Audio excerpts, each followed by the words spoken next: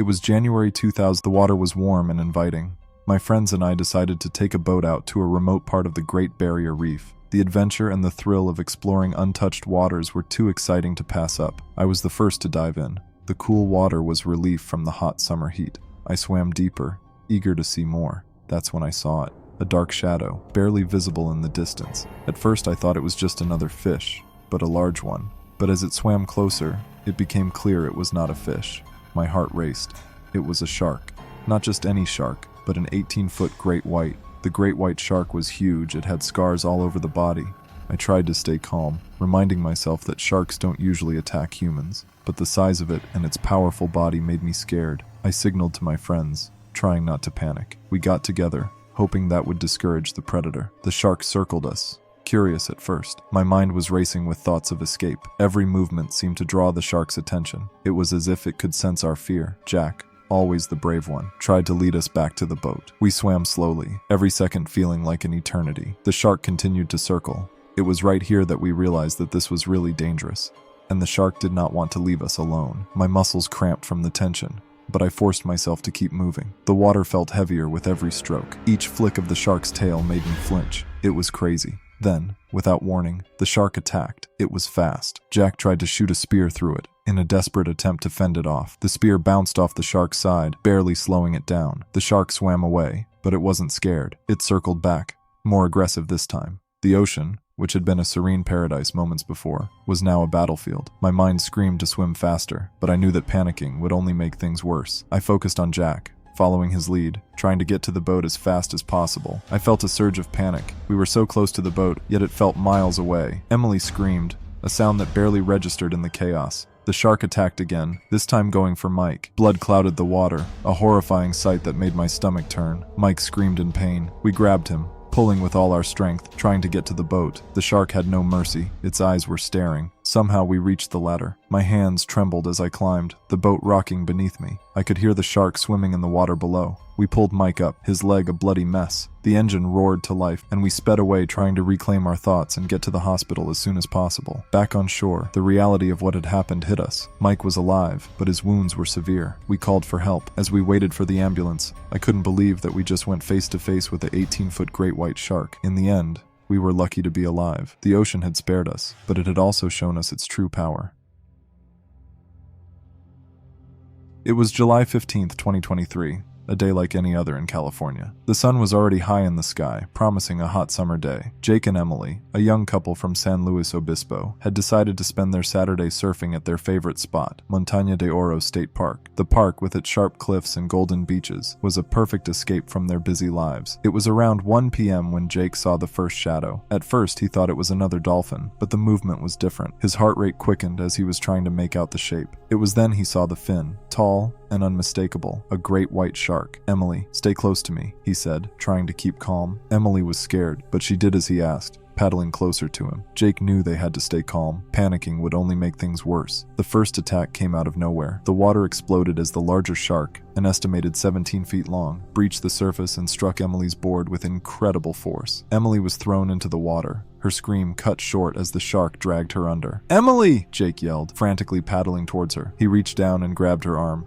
pulling her onto his board. Blood was already coloring the water, and Jake's heart pounded in his chest. He had to get Emily to safety, but the sharks were circling. The second shark, smaller at about 12 feet, appeared then. It swam dangerously close. Its black eyes were scary. Jake knew they had to make it to shore, but the sharks were not giving up easily. The larger shark attacked again, this time aiming for Jake's leg. He felt a sharp pain as the shark's teeth grazed his calf. He kicked out desperately, managing to free himself. Emily, still in shock, Define holding onto the board, her eyes wide with terror. "Hold on, Emily," Jake said, his voice full with pain. He began paddling towards the shore, one arm holding Emily tightly. The sharks followed, their dorsal fins cutting through the water like knives. They were about 50 yards from the shore when the smaller shark attacked again. It hit the board with such force that Jake lost his grip on Emily. She was pulled under again, and Jake screamed her name, his voice desperate. Jake dove into the water, trying to ignore the pain in his leg. He could see Emily struggling, the larger shark circling her. Summoning every ounce of strength due to adrenaline,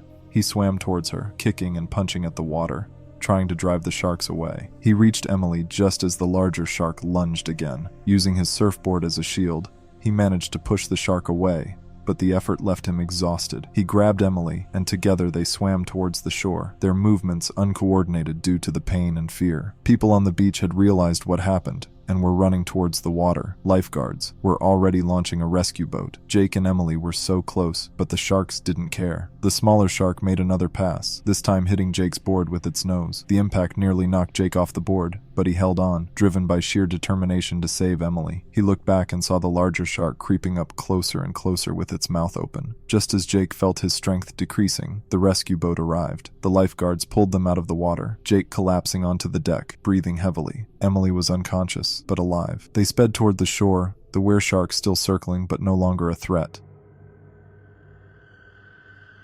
It was a sunny afternoon on July 15th, 2023, in Oahu, Hawaii. For Jim, a 25-year-old avid swimmer and surfer, it was the perfect day for a dive. He had been exploring the reefs around Turtle Bay for years and knew them like the back of his hand. This day, however, would be unlike any other, as he would soon come face to face with a beast that haunted his worst nightmares, a 12-foot tiger shark. The water was warm, and Jim felt the familiar rush of excitement as he strapped on his fins and adjusted his snorkel. He paddled out about a mile from the shore, where the coral reefs were full of life. Schools of colorful fish swam around him. Jim dove down, watching the beauty around him, completely unaware what is about to happen next. As he swam further, he noticed a strange shadow. The fish that had been around him moments ago were now gone. He felt weird about it, but he pushed it aside. He thought it was his overactive imagination. He had heard stories of shark encounters in these waters, but he had never seen one himself. Today, however, that was about to change. Jim surfaced to catch his breath, looking around for any sign of trouble. The water was calm, and the only sound was the gentle lapping of waves against his body. Suddenly, he felt a strong current pulling at his legs, dragging him towards deeper waters. He struggled against it, kicking with all his might, but it was no use. The current was too strong, and he was being drawn further and further from shore. Panic set in as he realized he was no longer in control. He looked down into the water, and his heart nearly stopped. Swimming from the shadows below was a massive shape, unmistakable in its size and form. A 12-foot tiger shark was heading straight for him. Jim's mind raced as he tried to remember everything he had ever learned about surviving a shark attack. The shark circled him slowly. Its movements were calculated. Jim kept his eyes on it, knowing that any sudden movements could provoke an attack. He floated as still as he could, his heart pounding in his chest. It was a waiting game now, and Jim knew he had to remain calm.